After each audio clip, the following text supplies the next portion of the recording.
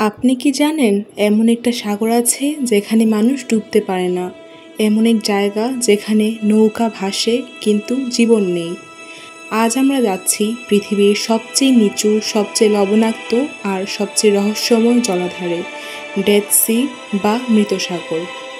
Dead C আসলে কোনো সাগর নয়, এটি একটি লবণাক্ত হ্রদ যার অবস্থান জর্ডান, ইসরায়েল এবং পশ্চিম তীরের সীমান্তে। বিশ্বের সবচেয়ে নিচু স্থানে অবস্থিত এই হ্রদটি সমুদ্রপৃষ্ঠ থেকে 430 মিটার নিচে। পৃথিবীর আর কোথাও এত নিচে স্থলভাগে পানি জমে নেই। ডেড সির পানি এতটাই লবণাক্ত যে এখানে কোনো মাছ, ব্যাঙ, এমনকি ব্যাকটেরিয়াও টিকে থাকতে পারে না। এই কারণেই এর নাম মৃত সাগর। ডেড সির সবচেয়ে জনপ্রিয় বৈশিষ্ট্য হলো এখানে কেউ ডুবতে পারে না। কেন ডুবতে পারে না?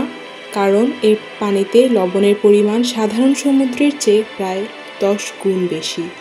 এত বেশি ঘনত্বের কারণে মানুষের দেহ এখানে পানির উপরে ভেসে থাকে, ডুবে না। এটা যেন একটি প্রাকৃতিক ফ্লোটিং টিউবের মতো। সেখানে গিয়ে আপনি শুধু হালকা ভেসে বই পড়তে পারেন, ঠিক যেমনটা পর্যটকদের ছবিতে দেখা যায়। ডেড সি শুধু প্রাকৃতিক নয়, ইতিহাসের দিক থেকেও গুরুত্বপূর্ণ। বাইবেলের মতে এই অঞ্চলেই ছিল সদম ও গোমরাহ নামক 2 পাপী শহর, যেগুলো ঈশ্বরের ক্রোধে ধ্বংস হয়েছিল। অনেকেই মনে করেন ডেড সির আশেপাশের ভূখণ্ড সেই ঐতিহাসিক শহরেরই অবশেষ। তাছাড়া হিব্রু ধর্মগ্রন্থের গুরুত্বপূর্ণ পাণ্ডুলিপি ডেড সি স্ক্রোলস এই অঞ্চলে পাওয়া যায়, যা হাজার বছরের পুরনো ধর্মীয় ইতিহাসের এক অমূল্য দলিল।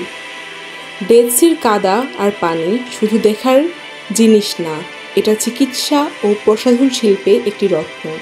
এই অঞ্চলের কাদা ও খনিজ সমৃদ্ধ লবণ বিভিন্ন চর্মরোগ যেমন সোরিয়াসিস, একজিমা, আর্থ্রাইটিস ইত্যাদি চিকিৎসায় ব্যবহৃত হয়। বিখ্যাত অনেক বিউটি ব্র্যান্ড ডেড সির উপাদান দিয়ে তৈরি করে প্রসাধনী, যেমন সাবান, মাস্ক, স্ক্রাব ইত্যাদি।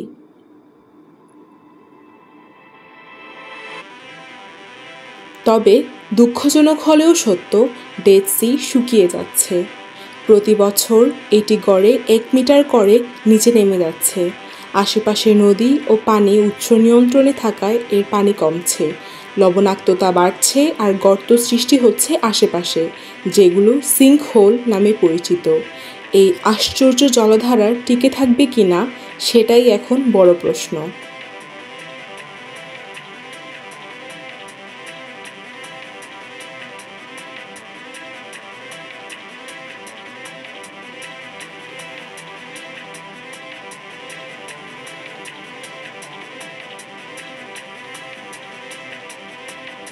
ঐতিহাসিকভাবে ডেড সি অঞ্চলসহ সভ্যতার সাক্ষী।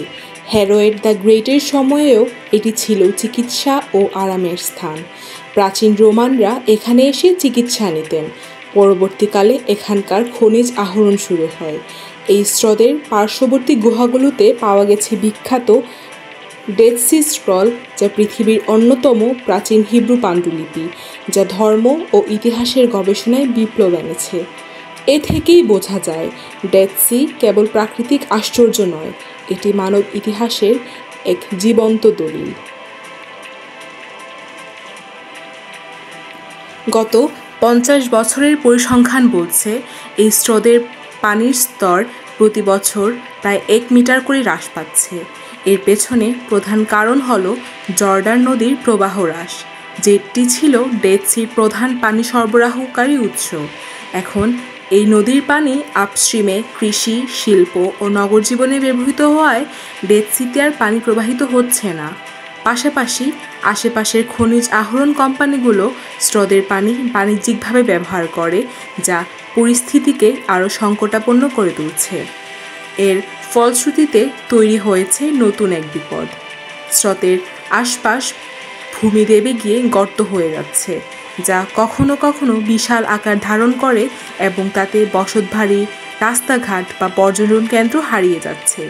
স্থানীয় বাসিন্দারা ভীত ও আতঙ্কিত। পরিবেশবিদরা বলছেন, যদি এই প্রবণতা অব্যাহত থাকে তাহলে আগামী কয়েক দশকে ডেড সি হয়তো শুধু ইতিহাসের অংশ হয়ে থাকবে। এই সংকট মোকাবেলায় বহু গবেষণা ও প্রকল্প গ্রহণ করা হয়েছে। সবচেয়ে আলোচিত হল Red Sea Dead Sea water conveyance project, যার লক্ষ্য হল লাল সাগর থেকে পানি এনে ডেড সিতে প্রবাহিত করা। এতে একদিকে যেমন ডেড সির পানির স্তর বজায় থাকবে, অন্যদিকে উৎপন্ন হওয়া বিশুদ্ধ পানি আশেপাশের অঞ্চলে ব্যবহার করা যাবে। তবে এই প্রকল্প এখনও পুরোপুরিভাবে বাস্তবায়িত হয়নি এবং পরিবেশগত প্রভাব নিয়ে বিতর্কও রয়েছে। ডেড সি আমাদের শেখায়, প্রকৃতির ভারসাম্য রক্ষা না করলে এমনকি প্রকৃতির শ্রেষ্ঠ সৃষ্টিও ধ্বংস হতে পারে।